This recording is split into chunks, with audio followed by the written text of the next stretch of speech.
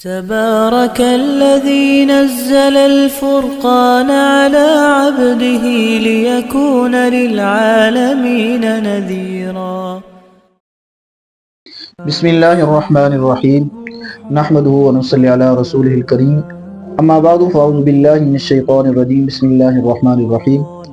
ماہ شوال المکرم کا مہینہ شروع ہو چکا ہے اور یہ اسلامی لحاظ سے 10واں مہینہ ہے۔ اس مہینے کے فضائل کے اعتبار سے 5 چیزیں جو ہیں قابل ذکر ہیں، یعنی فضائل کے اعتبار سے ہم 5 چیزوں کو اس مہینے کے حوالے سے، اس مہینے کے ریلیٹڈ آپ حضرات کی خدمت میں ہم عرض کر دیتے ہیں۔ سب سے پہلی بات یہ ہے کہ ماہ شوال المکرم کا مہینہ میں نے عرض کیا 10واں مہینہ ہے، اور یہ اللہ تبارک و تعالی نے اس مہینے کو بطور انعام کے، جو ہم نے رمضان المبارک کے مہینے کے اندر روزے رکھے، نماز تراویح کا اہتمام کیا، دیگر عبادات کی، ان عبادات کے تحفے کے طور پر اللہ رب العزت نے اس مہینے کے سٹارٹ کے اندر ہمیں ایک خوشی دی ہے، جس کو عید الفطر کی خوشی کہا جاتا ہے، جو مسلمانوں کا ایک بہت بڑا تہوار ہے۔ مسلمانوں کے تہوار 2 ہیں۔ آج کل ہمارے مسلمان بھائی جو ہے، یہ تہوار بھی جو ہے اسلامی لحاظ سے اگر دیکھا جائے، مسلمانوں کی صرف 2 تہوار ہیں، ایک عید الاضحیٰ کی شکل کے اندر ہے اور ایک عید الفطر کی شکل کے اندر، اور یہ دونوں تہوار جو ہے کسی نہ کسی عبادت کے شکرانے کے طور پر جو ہے منائے جاتے ہیں۔ مثلا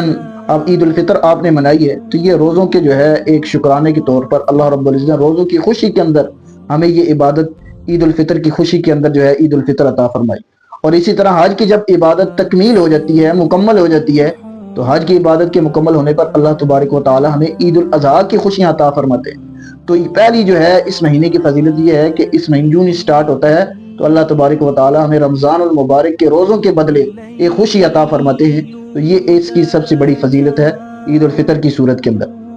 اور دوسرے شوال المکرم کے مہینے کے اندر 6 روزوں کی بڑی فضیلت ہے۔ میں نے الگ سے جو ہے اس موضوع پر جو ہے ڈیٹیل کے ساتھ جو ہے اس کی فضیلت کو میں نے ذکر کیا ہے، وہاں پر بھی آپ ویڈیو میری سن سکتے ہیں کہ 6 روزوں کی بڑی فضیلت ہے۔ اور اللہ کے نبی صلی اللہ تعالی علیہ وسلم نے ارشاد فرمایا کہ من صام رمضان ایمانا و احتسابا غفر له ما تقدم من ذنبه، کہ جس نے رمضان المبارک کے روزے رکھے ثواب کی نیت سے، اللہ تبارک و تعالی اس آدمی کے گناہوں کو معاف فرما دیتے۔ اور اسی روایات کے اندر یہ الفاظ بھی موجود ہیں، ثم اتبعوا ستا من شوال کان کصیام الدہر، پھر اس کے بعد رمضان المبارک کے روزوں کے بعد شوال کے 6 روزے رکھے تو گویا وہ آدمی ایسے ہے کہ اس نے زمانے بھر کے روزے رکھے۔ تو دوسرے شوال المکرم کی فضیلت یہ ہے کہ اس مہینے کے اندر 6 روزوں کی بڑی فضیلت ہے۔ اور تیسرے شوال المکرم کی فضیلت یہ ہے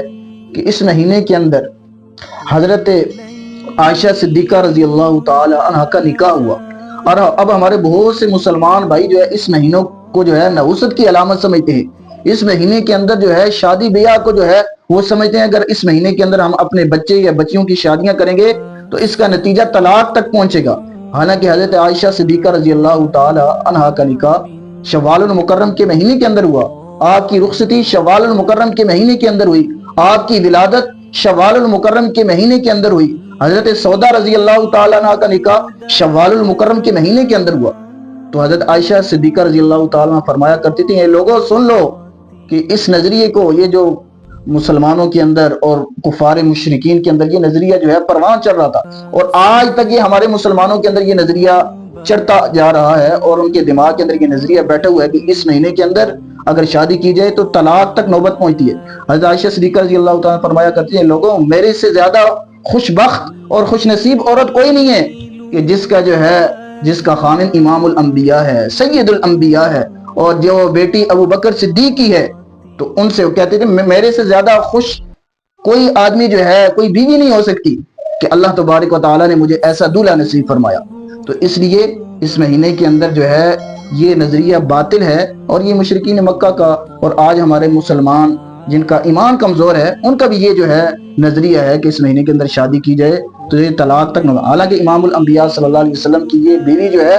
سب سے زیادہ خوش نصیب ہے کہ ایسی بیوی ہے جو ایک ہی جو ہے فرد کی بیٹی ہے اور ایک ہی فرد کی جو ہے وہ ماں بھی بن رہی ہے۔ حضرت ابو بکر صدیق رضی اللہ تعالی عنہ کی یہ بیٹی ہے اور انہی کی ماں ہے، اس لیے کہ امہات المؤمنین ہیں اور ساری امت کی مائیں ہیں، اور امت کے اندر ابو بکر صدیق رضی اللہ تعالیٰ عنہ ہے، تو اس لیے ان کی خوش قسمتی جو ہے اس سے بڑھ کر اور کیا ہو سکتی ہے۔ تو یہ دوسری فضیلت، یہ تیسری فضیلت میں نے عرض کی کہ اس مہینے کے اندر نکاح کو منحوس سمجھنا یہ آدمی کا غلط نظریہ ہے، اور اس باطل نظریے کو جو ہے ختم کرنا چاہیے۔ علماء نے لکھا ہے اس مہینے کے اندر نکاح کرنا مستحب عمل ہے، زیادہ ثواب ہے، اس لیے کہ ایک آپ صلی اللہ علیہ وسلم کی سنت پر عمل ہو جائے گا، دوسرا اس باطل نظریے کی تردید ہو جائے گی۔ اور چوتھی اس مہینے کے اندر جو فضیلت کی بات ہے، آپ صلی اللہ علیہ وسلم نے جو ہے رمضان المبارک کے مہینے کے اندر ایک دفعہ اعتکاف نہیں فرمایا تھا، اور آپ صلی اللہ علیہ وسلم نے رمضان المبارک کے اس مہینے کے اعتکاف کی قضا جو ہے شوال المکرم کے مہینے کے اندر کی تھی۔ تو اس مہینے کے اندر اگر کسی کا اعتکاف رہ جائے تو اس مہینے کے اندر اس اعتکاف کو جو ہے وہ آدمی مثلا قضا کرے تو یہ بھی سنت طریقہ ہے۔ اور پانچویں فضیلت اس مہینے کے اندر یہ ہے کہ یہ مہینہ جو ہے اشہر حج بھی ہے، یعنی اللہ تبارک و تعالیٰ ارشاد فرمایا الحج اشہر معلومات، کہ حج کے مہینے جو ہے معلوم ہے، اور علماء فرماتے ہیں حج کے مہینے شوال کا مہینہ ہے، اور اسی طرح ذوالقعدہ کا مہینہ ہے، اور ذوالحجہ کے 10 دن ہے۔ تو یہ جو مہینہ جو ہے یہ حج کے بھی مہینوں میں شمار ہے، تو اس اعتبار سے بھی اس مہینے کی بڑی فضیلت ہے۔ اللہ تبارک و تعالیٰ سے دعا ہے کہ اللہ تبارک و تعالیٰ ہمیں اس مہینے کے فضائل کو سمجھ کر اس کے اوپر عمل کرنے کی توفیق عطا فرمائے۔ وآخر دعوانا الحمدللہ رب العالمین۔